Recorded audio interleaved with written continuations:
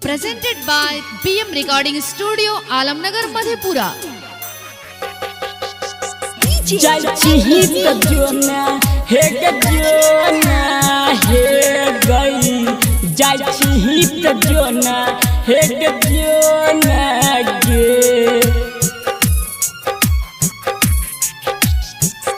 बड़ा दुख दिल है छौरी दिलवा लगाई के बड़ा दुख दिल है छौरी दिलवा लगाई के दोसरा से शादी कैले क्रिया खिलाई के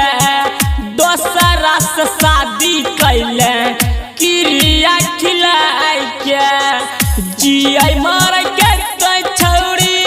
बादा जे कैले जिया मर के छौरी बादा जे कैले दोसरा से मंगिया भरैले क्रिया खिलाई के दोसरा से मंगिया भरैले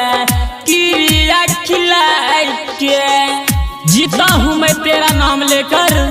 जीता हूँ मैं तेरा नाम लेकर मरने के बाद यह अंजाम होगा कफन उठा के देख लेना हर जख्म पे तेरा नाम होगा हर जख्म पे तेरा नाम होगा। Presented by BM Recording Studio, Alamnagar, Madhepura. वादा करके तोय भूललही बुझल न दिलवा के दुख गे मन के मंदिर में तोरा बसलियो अपना दीवानी के छौरी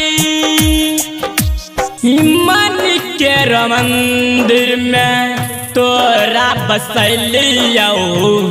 अपना दीवानी के छौरी राइटर अक्षय राज से दिलवा लगाई के राइटर अक्षय राज से दिलवा लगाई के गोपला से शादी कैले क्रिया खिलाई के पंकज से शादी कैले क्रिया खिलाई के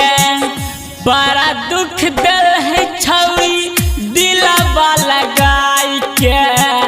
बड़ा दुख दिल है छौरी दिलवा लगाई के दोसरा से शादी कैले क्रिया खिलाई के दोसरा से शादी कैले